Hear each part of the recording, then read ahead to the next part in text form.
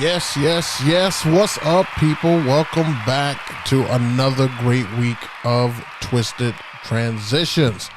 We have got a special show for you guys today. If you decided to tune in today, you are in for a treat.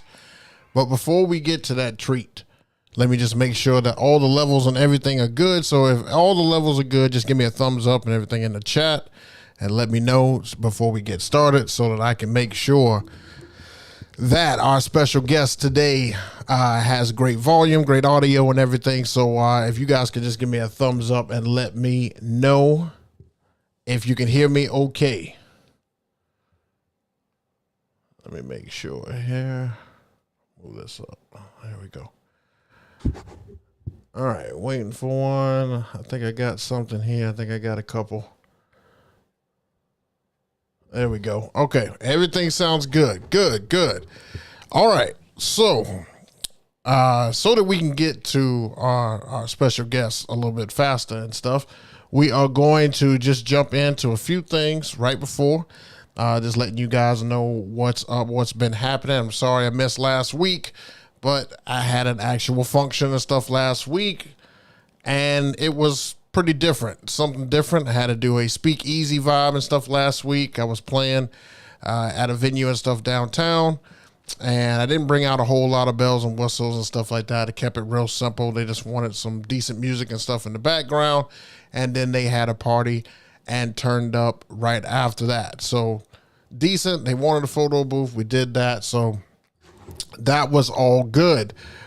This is kind of what I was looking at and stuff here. I just had the two movers and stuff pointed at the back wall so that it just kind of gives them a little bit of an effect. I put some uplights and stuff around the room to give them that red look and stuff. And then on the floor, you can see the floor is lit up because it's an empty pool and stuff on there. It was a venue that had an open pool that was pretty much revamped and stuff like that. But I did the event last year. It was set up just as nice yet again. So kudos to those guys. Now, on the next day,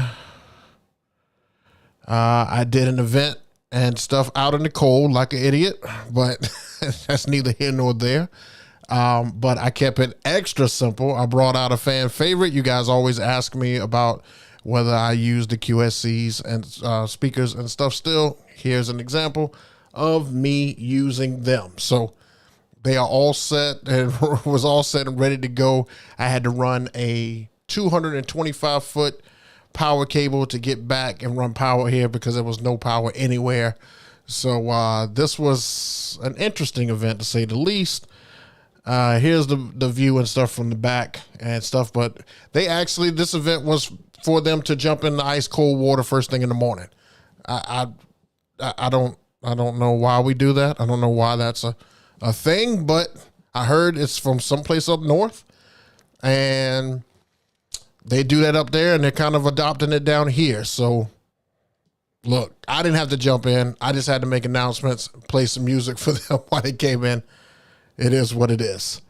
And then lastly, I just wanted to show you guys that I told you I was working on my Twitch setup. It is a work in progress, but here is all before the cables and all that stuff are all nice and neat. But this is what the Twitch setup is going to look like. It's actually in the old podcast room. We moved over here since then, but the old room is going to be the Twitch room. And, I brought back the 1000 SRT. People keep asking me about that. What did I do with it? Well, here is what I did with it. I'm still going to utilize it and use it for the live streams and stuff like that. So that is a work in progress. I still got to wait for some other stuff to come in, but I have been working very hard to try to get this thing up and running. So that's that. All right. So enough of the foolishness and stuff now. I'm going to give our special guest a proper intro and stuff here. Let's see. All right. I can hear myself in my own ear, so it must be working. All right, let me give him an intro here. Today's guest has been killing the game for over a decade. He has opened for acts such as the Migos, DJ Jazzy Jeff, Big Sean, Wu-Tang Clan, Lil Wayne, Snoop Dogg, Ice Cube, and Future, to name a few. He has been a radio personality in both Milwaukee and Chicago. He has over 10,000 followers on Twitch, which is where I found him, and over 4,500 followers on IG. This man goes absolutely crazy on the tables. And if you don't believe me, just watch. Are you really ready for some super dynamite soul? I sure enough feel good. I've been waiting a long time for this. Can't wait. I can't wait. Hold up. Wait a minute, wait a minute. Wait till I show you this. Wait till I show you this. Hey girl, wait till I show you this. You will never get enough. Hey girl, wait till I show you this. Wait till I show you this. Hey girl, wait till I show you this. You will never get enough.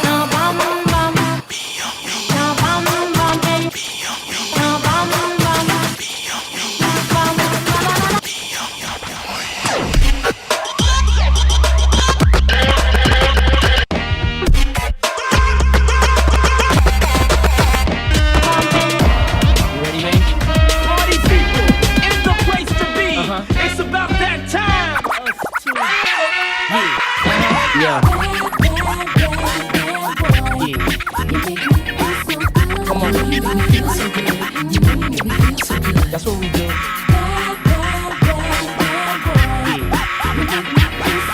Come on. That's what we do. I feel good. I knew that I wouldn't. I feel good. I knew that I wouldn't. So good.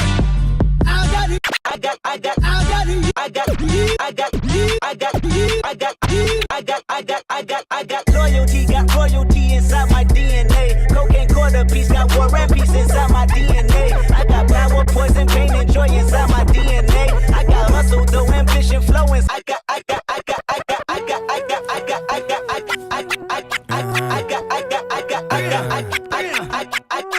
What you need? What you need? I got what you need. What you need? You're gonna need me one day. You're gonna need me one day. You're gonna.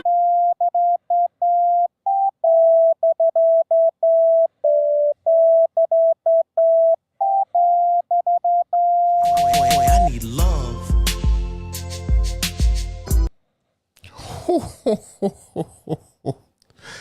And that was actually a clip from a while back. So he's 10 times better and stuff now.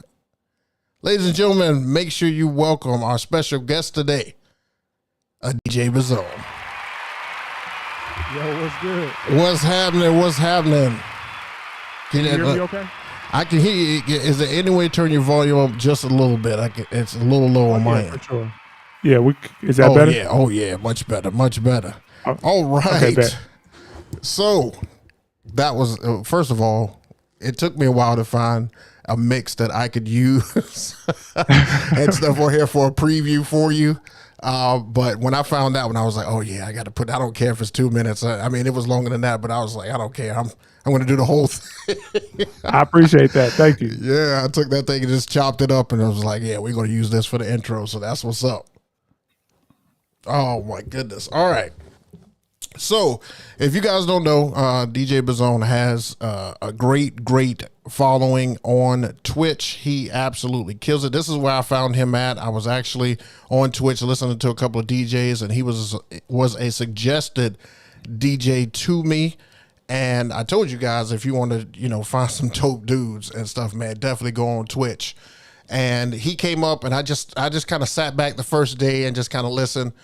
And he's very responsive and stuff to the chat. He's very responsive and stuff to what he's doing. And I swear to you, sometimes he's not even looking down at the tables.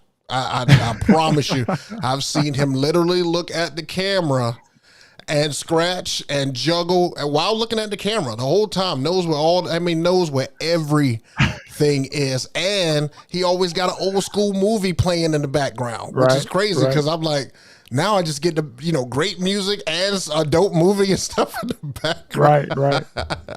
Which is awesome, man. I really appreciate you coming through and gracing us with your presence.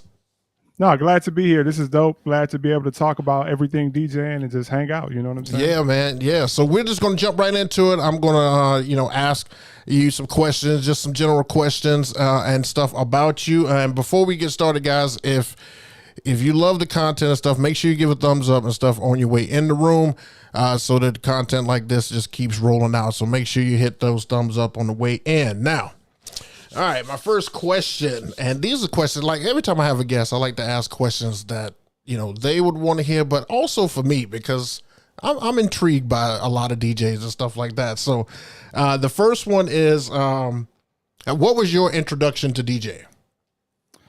Oh, man, my introduction to DJing was probably like just going out to parties and stuff. You know what I'm saying? Just being like, finally, when I was like 16, could go to parties with some friends. Then really in college, going out more often, seeing just DJs out at the party and seeing what they were doing. I mean, even when I was younger, I always had like a big music collection. My parents were really into music and soul and funk and all that. Mm-hmm. But then just going to parties. So there was never a specific DJ that I was into growing up, but just finally, when I was in college and going to parties all the time, I started really paying attention to the music that DJs were playing. Okay. And did I guess to kind of get started in this world of DJing, did you kind of shadow that DJ, or like, how did you start picking up the craft? It's kind of funny because it's kind of the opposite of what most DJs go for, because I specifically remember the party that made me want to DJ. And it wasn't because the DJ was dope. It was the opposite. It was because the DJ played every single song at the same tempo all night. Oh, and wow. not like a house set where you expect everything to be up tempo. But like, I think this was probably around the time when like maybe like you had finally could pitch something up really fast, or like sync first came out, or I don't know what dude was doing. I still don't understand. But everything was about 115 beats per minute. Oh. So like Kanye rap songs, like old school funk, whatever. Everything was, and the pitch, there was no pitch lock at the time too. So like the slow stuff sounded super fast, the fast stuff sounded super slow. So I remember just thinking at that party like, yo, I know I could do better than this. Right. Not to say I'm the best, coldest dude on the planet, but just at least from this experience, I know I could be better than this. And so like 2 weeks later, I went out and got some DJ gear and just started working. Wow. So did you kind of like were you like self-taught, or like how did you start? For the most part. For the most part, I just started like just practicing, and then I started connecting with other DJs around Milwaukee, and then I would just go hang out at people's houses, or like we get up or go to an event, and I would just kind of watch and see what they were doing. There was definitely a friend of mine, this dude DJ Web Spinner, that we used to kick it all the time here in Milwaukee. He was already DJing a bit, so he showed me some things. I think he was the one who told me like, oh, you mark your record, put a sticker on your record, or mark it somehow so you know where to go. And I was like, oh, okay. And then as I started meeting with other DJs and DJing other events, like I would just pick up on little things like, oh, don't drop the song in the middle of the verse, wait to the chorus. Right. There's a certain bar count, stuff like that. Or like little things like that I would just pick up as I connected with a lot of the other DJs here in Milwaukee. So it was there was no one like in particular, but it was just all like a collective, like when I go out, I'm listening and learning and picking up as much as I can every single time. And like, I guess when you take it, like, let's say there's something you hear, like a crazy transition or something like that. Do you ask, or do you just kind of take that sound and say, you know what, I'm gonna go home, I'm gonna figure out how you did that, and then I'm gonna make it my own? Probably a little bit of both. I remember definitely asking some people, like, okay, after the set, like, yo, how did you do that? Or what were you doing? Or I would just try to remember as much as I could, and then just go home and practice. And I still do that now. So like you were talking about DJs on Twitch, like if I'm watching somebody on Twitch, or if I see a video on Instagram and I see something dope, I'm immediately like going in, like I'll save the video or like clip it, and I'm just practicing to see if I can do it, and then try to put my own spin on it, because I just love that. I just love trying new stuff out, seeing what I can do, and then adding that extra sauce on it, see if I can make it a little better. Yeah, well, you definitely have the sauce. I mean, like I said, if you guys have not seen him, he definitely has the sauce. Some of the stuff you do on there is, I'm just like, hey, you must have been playing for like forever. You must have been DJing forever. I mean, nobody gets that good, right? I mean, I don't think I've ever seen a DJ look up and still scratch. A DJ know where all the points are, know all of that. And it's absolutely crazy. But that comes from like watching DMC videos, watching like other routines or battles where you see DJs sometimes do that, and you just got to get comfortable. So like whenever I would, like with that 3-style set you just showed, that entry video, like practicing that over and over, part of the practice I do with that is the showmanship of it. So not just trying to get it down, but just making it look like I'm doing it like I don't care. You know what I'm saying? Because that's also part of it. So I think I use that when I'm DJing normally, because I'm normally not going that crazy, like a 3-style or a battle kind of set. But just part of that just, is ingrained in me when I'm DJing, and just, like have fun, like make sure people know I'm having fun, even though I'm trying as hard as I possibly can. So this is like mainly like second nature to you now. Like when you get your hands on your decks and stuff like that, like I mean, you could literally almost function the whole thing, and know exactly, because I mean, you read the comments and you talk to us while you're doing that too. So like, it's almost like second nature to you while you're doing everything with your hands and still talking at the same time. You know what? That specific thing comes from DJing at clubs that don't have a barrier between the DJ and the crowd, because you get drunk people coming up to you, talking to you right in your ear. So, DJs usually got one ear off the headphone, another one ear. So the drunk dude is right here, not here, right here. Right there. And you got to keep the party going. So like at the time, I didn't know that was teaching me a good DJ lesson, but now like I use that because that helps me. Like you said, I can read the chat, I can type stuff out, I can search something on YouTube while I'm still DJing. But yeah, it just comes from years and years of dealing with that and being annoyed and just having to get through it, just like push through it. Like, all right, dog, come on, man. Like, can you just wait till I'm done scratching or the transition, fam? Like, no, you can't because you drunk. So we just got to do it.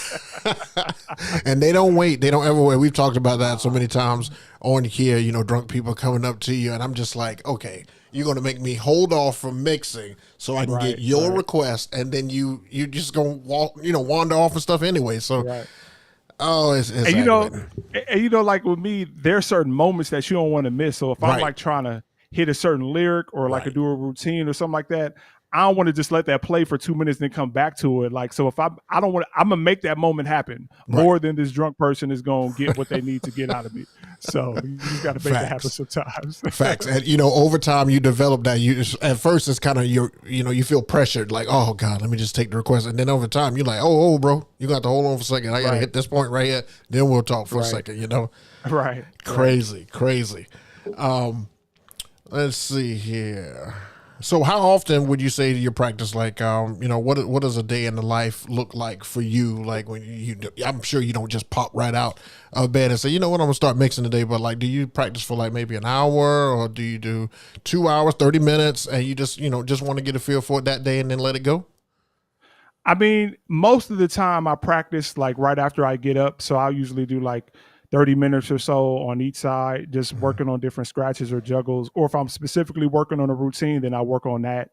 And then also if I'm on Twitch, then that's also like performance plus practice for me, because the dope thing about Twitch is that you really can just let the music take you where you want to go. Right. So you're not worried about like a dance floor, trying to keep everybody dancing.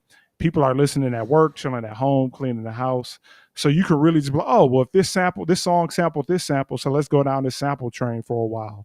Or these songs sound the same, let's do this. And that's interesting as well, not just because you're not just you have a different focus than just, I got to have people dance. You just want to keep people listening. So that's another way to have people listen. So, that's another, and I like to use the ideas that sometimes get sparked on Twitch for my real DJing. So like in my Patreon, I just put out this Jill Scott pack where I took the instrumental of He Loves Me from Jill Scott, and I made like 8 different edits of it because I thought they all sounded good. But that came from a moment on Twitch, a random moment on Twitch where I played He Loves Me and I used the stems to cut the vocal out. And then between me and the chat, we came up with like 30 different acapellas to go over that beat to see how they sounded. You know what I mean? So that was kind of like my creative playground for the day. I took, again, out of those 30, I took 8 of them, the best ones, and then made a Patreon pack. And so not only do I practice beforehand, but I like using Twitch as that creative outlet as well. Oh, okay.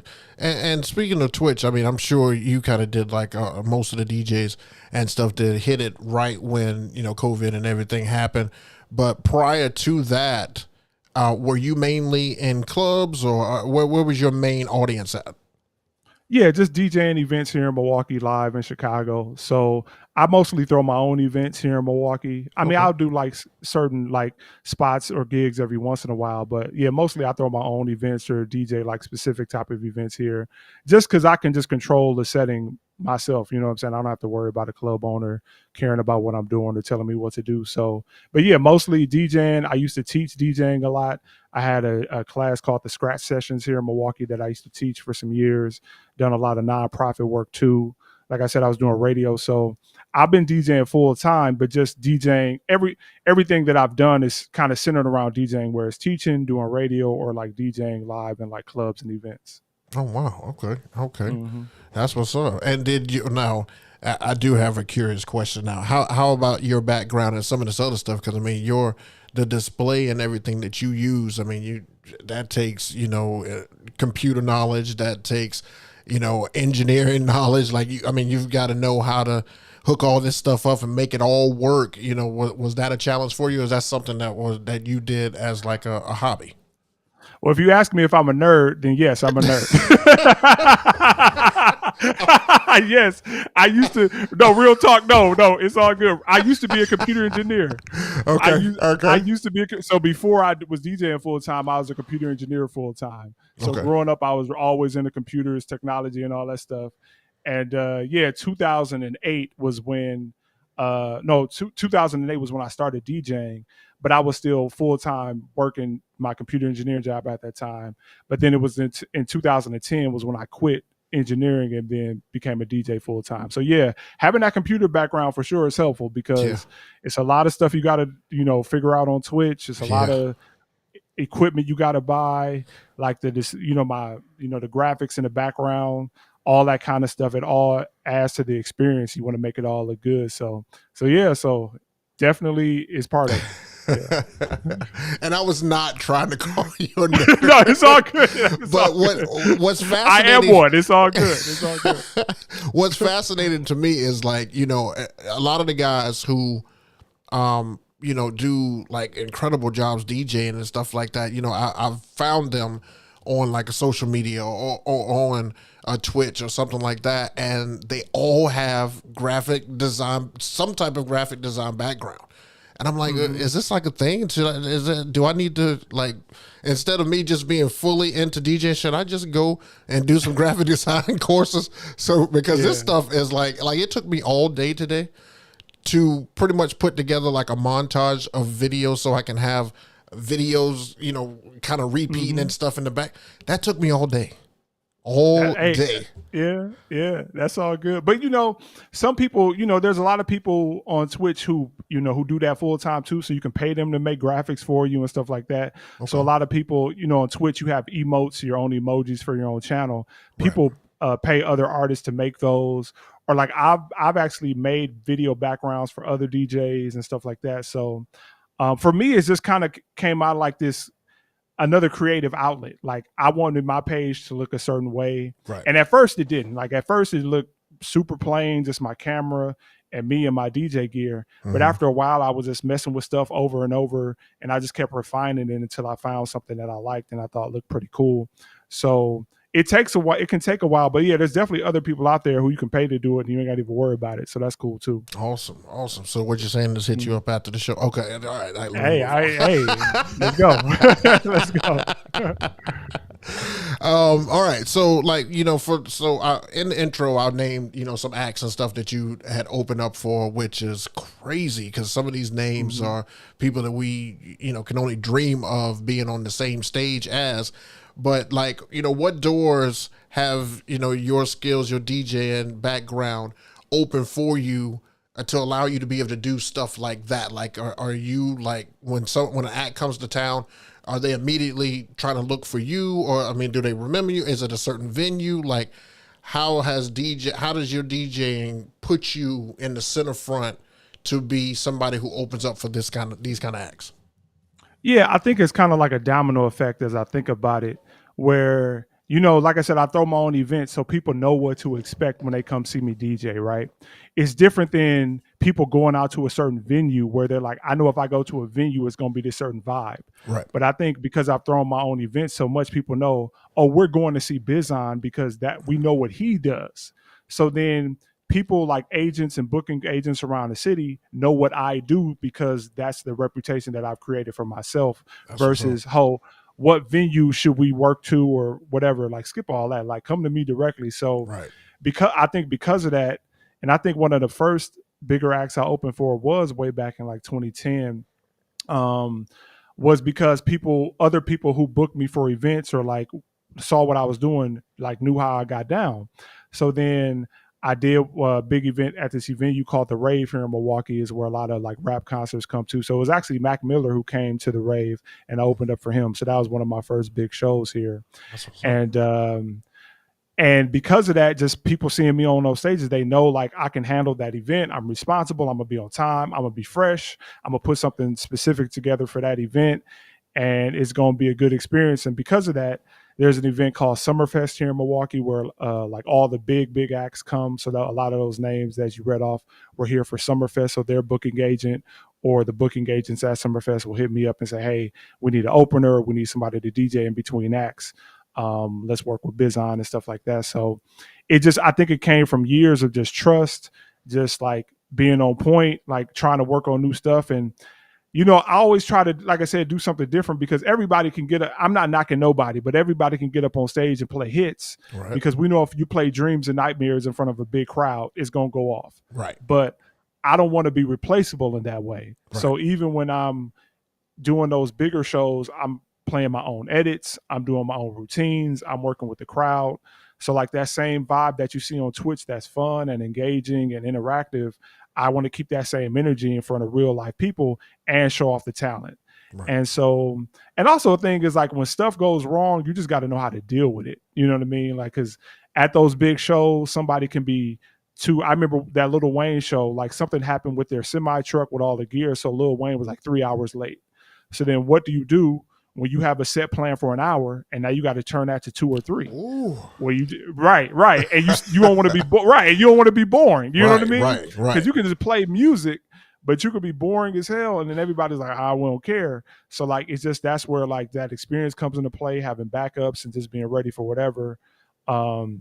And just over time, doing so many different types of events like that, you become ready for whatever. So I think that's where that trust came in or comes in. People knowing like, okay, if we hire Bizzon, we know it's going to be a dope show and he going to be on point, And how do you have to do like, I don't know if it's really like crowd control and stuff while you're out there, but I mean, when you're at a festival or that's so many different styles of people, so many different people. So like, how do you cater your set to accommodate them without playing the artist music or anything like that? And cause I know, that's a big no-no.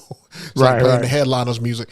But yeah, so like, how do you cater more to what type of crowd you anticipate, or do you just cater to the year that the artists and stuff that you're opening for, like maybe music that's around their decade, that where it was really hitting, like maybe early 2000s, if it's like a 2 Chainz concert or something, like, because that's when he was hitting, stuff like that. So how do you cater to that?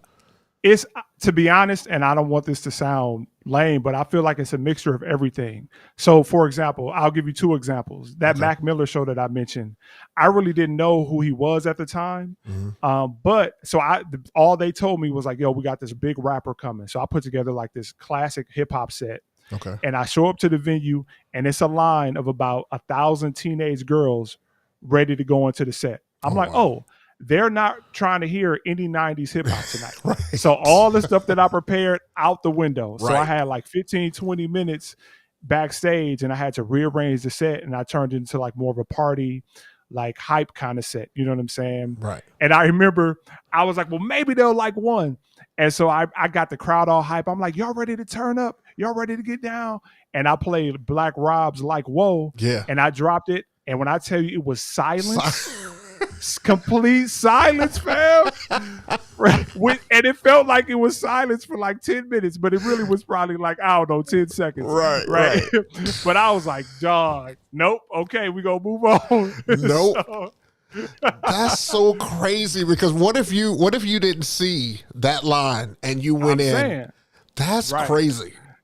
And so the other story on the flip side, I remember I opened up for Chance the Rapper. Okay. And he was playing in Indiana. And obviously that's close to Chicago. So I'm like, okay, it's probably going to be more of a hometown crowd. Well, no, I'm sorry. I was opening up for Kendrick Lamar around the time when Chance the Rapper's Acid Rap mixtape came out. Okay. And so the biggest song on that album is a song called Favorite Song. But it wasn't a radio song or nothing, but I just loved it. Right. And I was like, well, I gotta figure out a way to play this joint during the set because it's Chicago, we close to home, all that. Right. And so I played like Kanye, I played maybe like a Chief Keef song, and I'm like, okay, let's play some more Chicago joints.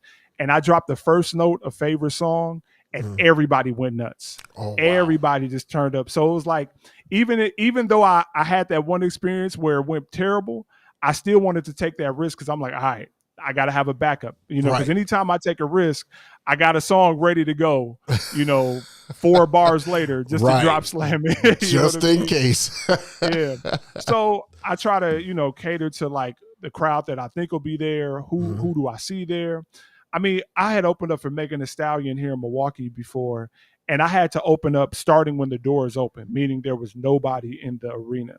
So there's no energy in there, right? So it's like as soon as they open doors, I hit play and there's like 10 people in the room, So, but in that case, like the 10 people there were like all women ready to dance. So I'm like, well, let's get them dancing. And as people come in, they're going to see people dancing. So I went to my twerk set, played all this twerk music, and everybody comes in and just immediately starts dancing. Yep. So instead of me just trying to warm up the crowd with like some older hits or whatever, I just went straight to that party twerk set. And then that built the party up immediately. So the whole time we was dancing. So I just skipped the entire early set and just went to the turn up, and that worked out. So you just gotta figure it out on the fly sometimes. Yeah, you gotta be ready. I like how we talk about all that stuff on here too. Having that plan B. Walking into a scenario where it's just. It's unexpected. You think one thing and you go in, it's a completely different thing, or, something happens with, you can't do something at a certain time. You thought you was only supposed to play for an hour, but now you got to play 3 hours. All these scenarios you got to have some type of backup for. You got to prepare your sets as, having a backup. So all this great stuff, you're hitting on all the stuff that we talk about, which is awesome. So they know I'm not lying. Right. All right. So what is like the end game for you? What is like the thing that you want to do at the end of your career? You want to accomplish, by the time you're ready to go ahead and hang up DJing, or will you ever hang up DJing, or will you let it hang you up? Where you just like somebody says, okay, that you're a little bit old and stuff now. You can't really do it like you used to, or is there a certain time that you won't hang it up? You know what? I think about that a lot. I just turned 39, so about to be in my 40s, and I see older DJs. Sometimes it may be tough. Yeah. I think for me, the goal is just to be able to do what I want to do every day. Okay. And if I'm being straight up, like I just want to wake up, and if I want to DJ, if I want to stream, if I want to throw my own event, I'm able to do that, right? And so currently I'm able to do that. So I'm happy with that. You know what I mean?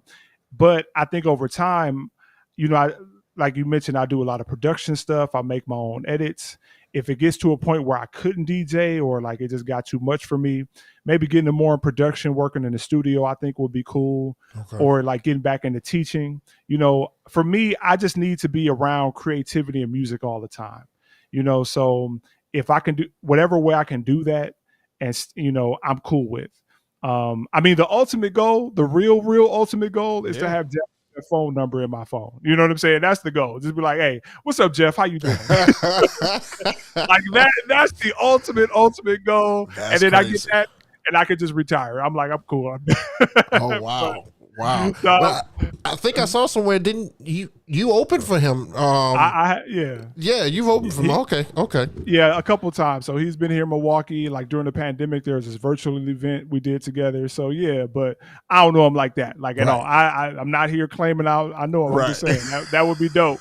All right, Jeff, how you doing today? Let's go get lunch. Right, man. Let me pick your brain and you pick mine, man. Let's just kick it and stuff. Kick it, you know what I mean? But yeah, but I think over time, in time, like in a decade, I mean, if I'm still, if I'm about to turn 50 and I'm still throwing my own events and I'm still enjoying it and I'm still having this creative freedom that I have, I'm cool with that. You know what I'm saying? But if something changes, and again, maybe I get back into radio or production or teaching, as long as I'm around music, I will be cool. That's what's up. And I agree with that. As long as I'm around music, I love that because, that was the reason why DJs is because I love music. So I don't ever want that to leave. But I just, I talked about that on here too. I don't want to be the guy up there at 60 still trying to DJ unless the, the skills are still there. If the skills still intact, then okay. But I don't want to be the guy that is just up there just because.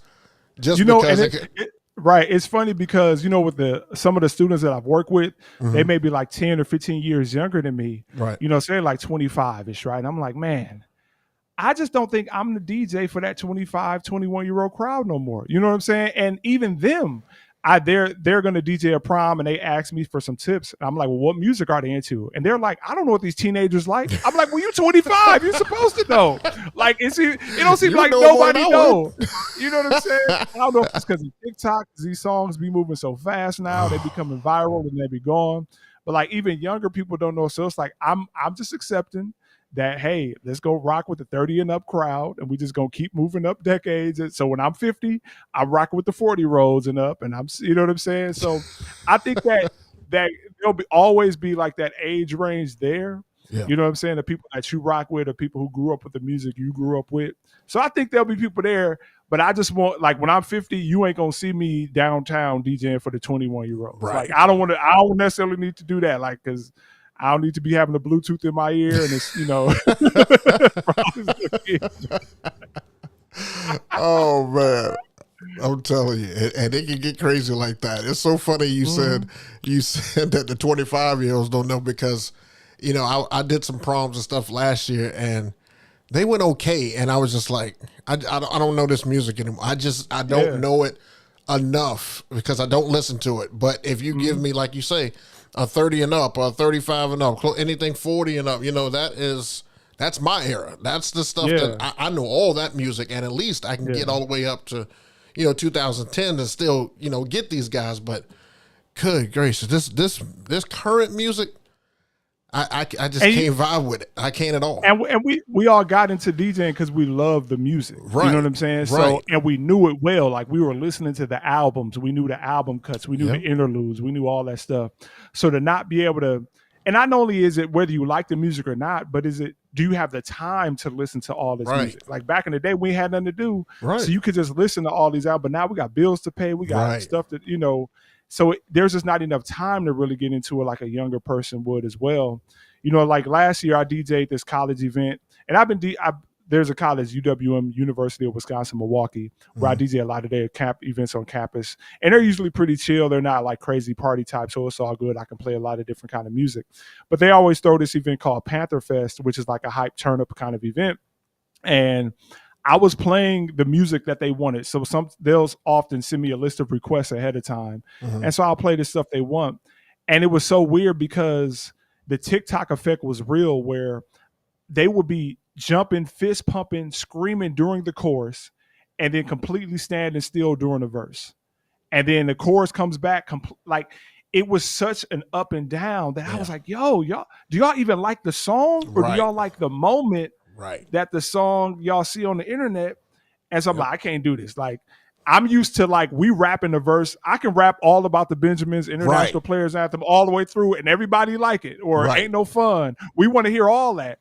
But like, if you only want to hear like 10 seconds of a song, I can't do it, fam. I can't go. And see, I do majority weddings and stuff like that now. So when I'm DJing and stuff, one of the things I like to do is quick mix. I don't give you the whole song. I don't give you the whole verse because I know I'll lose you. The attention span is so small, but that's another reason why I like Twitch, because like if you don't want to be here, you don't have to be here, but I can at least play the whole song. But at these events, it's like I'm in and I'm out. I'm giving you the core, then I'm out, and I'm just moving on. And you know, most of these DJs will play, you know, maybe 20, 30 songs a night, and I will play, you know, as close to 100 as I can get, because I'm just trying to just keep hitting you until you just don't have any more, and then it's time to go. Yeah, so, it's funny, like weddings are like sometimes hit or miss for me with that, because there'll be times when I try to quick mix and people will look at me funny like, hey, slow down, fam, chill out. I remember DJing this one event where I played the Cha-Cha Slide. Right. And my computer froze around it like 30 seconds before the song ended. So the song just it faded into silence. And I'm thinking like, damn, I messed up. But then they started clapping. They were like, we're just happy you played the Cha-Cha Slide. Thank you. And started clapping for me. Oh my gosh.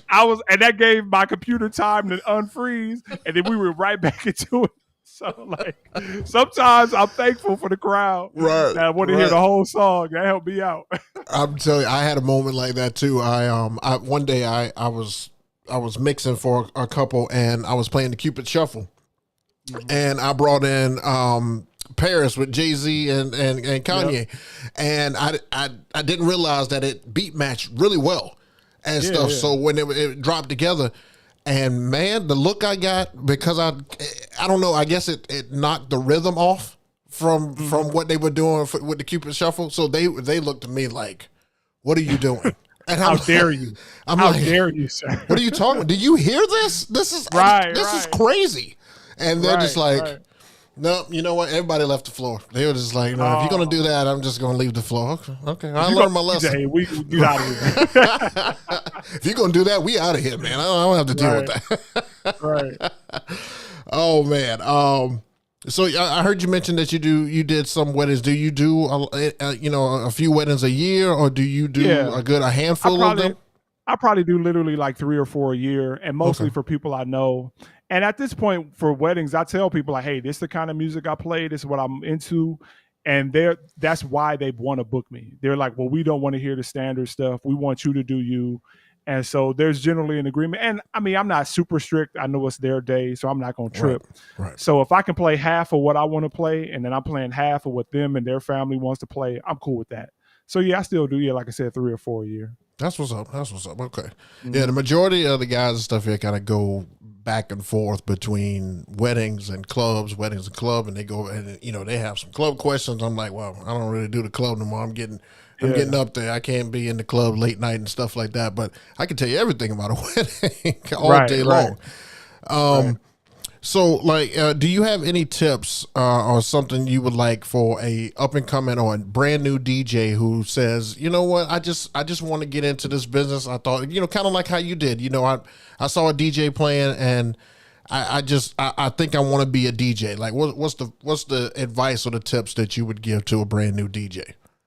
I think the 2 biggest pieces of advice is, one, go out and see as many DJs as you can, as often as you can. I agree. Because when I was first coming up, I literally had a schedule on my calendar, like my paper calendar, where I would write out all the gigs that I heard people were DJing at. So I would be out to 4 or 5 different spots a night.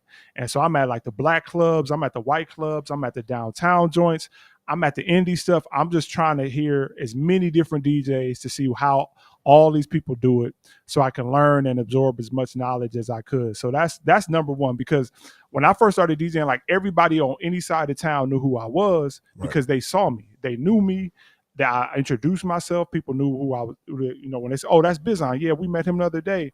It wasn't just like, oh, we know this group of people knew him or that group of people knew him. Like everybody knew who I was. So go out and see as many DJs as you can. And I know with DJ gear can be expensive. So I always say, especially to like the teenagers that I used to teach, get whatever you can get your hands on and max out their creativity on it, and then keep moving up step by step. So I know if you're 16, trying to get like $5,000 worth of DJ gear is damn near impossible. But you can get that $250, $500 controller. work up to that and like work on that practice as much as you can on that every day.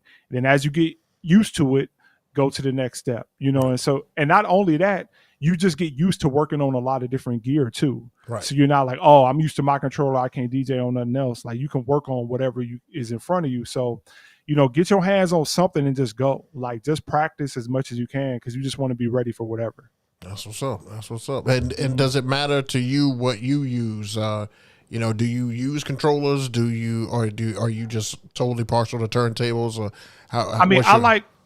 I prefer turntables, but I have controllers. I got the SRT 1000. I got the Rev 7.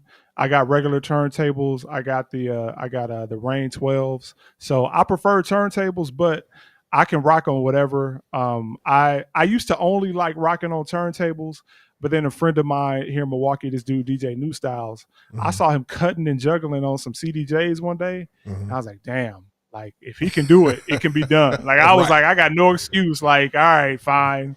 So I got me some and started practicing. So I just think like you can be more precise on turntables. So when you're trying to do certain routines or juggles, having that visual marker instead of the digital marker, I think is a little better to really get into some tougher and more intricate routines. But yeah, just get your hands on whatever you can get your hands on so you can just, be as good as you possibly can be. True. Now, this next question and stuff here is one that is one of my questions, and I've just been curious. Okay, now when I found you and stuff like that, I noticed that this theme kept coming up. It kept saying yams, and it's like even in the chat and stuff, like some of your guys and stuff like that are like, yeah, yams and how I'm like, wait a minute. What is yams? I know what yams are. I know what yams are. So, what is yams? So that was something I started saying like maybe like 2014. So this this is pre Kendrick Lamar before he was saying yams on King Kunta. So I was just saying that to promote some of my gigs. I'd be like, instead of saying jams, we got the jams tonight, I just started yams. I was like, yams are like jams with seasoning on them. You know what I'm saying? So that's how I would say it, or that's what I was saying when I was promoting events. So then when I started Twitch, I was just saying that a lot, just vocally, like on the mic. And then somebody in the chat, my first moderator, she was like, you should call the people that come into your chat your Yamily family. And so then that just turned into like a whole bunch of stuff of all yams, everything. So that was the whole brand. But yeah, yams just was like jams with some seasoning on it when you're listening to your music. Oh my gosh. And that's so simple. Oh my gosh. That makes perfect sense now. Right. Oh my goodness. Right. But now obviously there's another definition for yams. Right. Which I understand. I get it. You know what I'm saying? But that was before, but I kept with it. I was like, what is that? And I was hoping that somebody in the chat would just be like, yeah, that's somebody would explain, or somebody would be like, yo, bro, what's jam? Nobody said it, so I didn't want to be that guy and stuff. I didn't want to get in there and be like, yo, you be the odd man out. Right. What's jams? And so they'd be like, they'd be like, oh yeah, you new here, aren't you, bro? Yeah, you new. Yeah, that's what that is. Right. All right. So my last question to you is, if you could have one last event to close out your career, and it could be anything that you want, one last event, what would it be, and what genre would you spin? Yeah, that's kind of easy. So I have a Mount Rushmore of DJs that are the most creative and inspiring to me. Okay. And that's Jazzy Jeff, Scratch Bastard, DJ Craze, and Mellow D. So those four, every time I see them DJ, I immediately am just inspired every single time. Like after they get done spinning, I'm just like, I got to go try whatever they just did, or they just gave me an idea. So to have all four of them together with me, us going back and forth on four turntables all night. So I play a song, they play an acapella on top, I play an instrumental, and we can just tag team all night. That would be, and whatever genre, like whatever's fresh. Like I don't care. Like, so if I'm playing an R&B cut, They want to come with like an 80s pop record. I come in with like a funk joint. I trust it. I trust what they're doing. I trust what we all do because I feel like we all can just put together like this mesh of creativity and funness and freedom that would be cold. So having all 5 of us, me and my Mount Rushmore of creative DJs, that would be super cold because that's what I throw an event here in Milwaukee called Needle to the Groove with a couple other DJs where we have 4 turntables and it's once a month and we just go back and forth. So if somebody's like, oh, cut, like especially with stems now, we'll be like, oh, cut to the acapella. I got a beat for that. Or like, just cut that for the next few bars. I'm gonna do something on this or whatever. We just have that creative freedom. And that's my favorite set just because it's just full creativity. So being able to do that with like my Mount Rushmore of DJs, yeah, that would be cold. That's cold. What's up. And if you had to pick one of those guys to do DJ your wedding, which one would it be? My wedding? Ooh. It would be Jeff, but I would have to have Scratch Bastard open too. Like it would be both of them. They thought I was crazy when I said multiple DJs and stuff. Yeah. I would have multiple DJs. I would have somebody do my dinner set. I would have somebody do my kickoff set. I would have somebody do my hype set, and then I have a closer. I need 4 people. At my actual wedding, I had 5 DJs. So like I had everybody do an hour, and then they all made me DJ as well. It was all just a crazy DJ time. So that was dope. Yeah, that's crazy. Yeah. That's crazy. Yeah. All right, well, bro, I definitely appreciate you just taking the time out. I know you got a crazy schedule and stuff like that. I appreciate you taking the time out to chop it up with us. I don't know if anybody has anything in the chat. I may let one question come through before we let Bizzon go, but I really appreciate you coming through and just gracing us with your presence. I just wanted to make people aware of the talent that is you because, I mean, it is next level, bro. It is definitely next level, and I appreciate all that you do. No, thank you. And, that's why I got into DJing. Just because when I was hearing those DJs early on, I'm like, you can really mess with music? Like, you can do this stuff? You like, with your hands? Like, that's what got me into DJing. So, like, when I'm hands-on and I'm rocking and I'm trying out different creative stuff, that's me in my zone. That's me in my full element. So much to the point where, like, there's just so many times where I can't even think of simple things in my head when I'm DJing. Like if we having a conversation in the chat, like I have a brain freeze because I'm so focused on these songs that I'm mixing and these ideas. And the chat is like, dude, you don't know the capital of the, of Wisconsin. Like, my brain really be froze because I got like 10 songs in my head that I'm trying to like work out, so yeah, that's why I got into it. And so like, I just love sharing that with people and people who enjoy it. So I really thank you for having me. For real. Oh, no problem. No problem. We're gonna have to have you on here again, man, because this is great. We're gonna try to have some guests and stuff back on here a second time to just dive in even deeper. But just wanted to get the audience and stuff to know who you are and what you do because you do a fantastic job out there, and we really appreciate you coming through, my guy. Thank you. Appreciate you. All right, we will chop it up here in a little bit. Appreciate you coming through, bro. All right, no doubt. Oh man, you guys, if you're not following Bizzon, it's DJ Bizzon all over all social media platforms. He is on, I believe, not just Twitch, but if you want to see him DJ, it's on Twitch.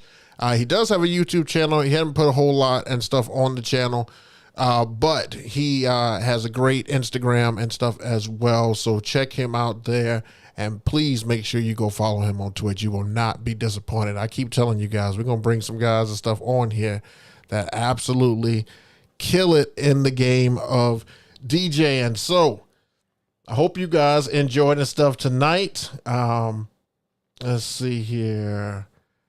I was just going to take a quick look at the chat. I think you guys did that. Yeah. Okay. All right. Well, next week we're going to have yet another guest. I think we're going to have 3 in a row, guys. We're going to have another guest next week. So make sure you stay tuned for that. He's going to talk about, DJing, of course, and he's also going to talk about lighting. That is my hint. If you want to see who it is, definitely make sure you follow me on IG at DJ JayBook. I will post all updates and everything there to make sure that you guys know exactly who that is. And we are back again next week, 7 p.m. EST for Twisted Transitions, and we've got a lot more coming your way. I've been working hard behind the scenes, guys, to get you guys some people on here, because I know you're sick of just seeing just my face. All right, guys, well, enjoy the rest of your day. I can't believe January is almost over. I guess this year is going to go by fast, too. I think so. Well, we'll see you next week. Thank you guys for stopping through, and make sure you live to strive and not to survive. Peace, people.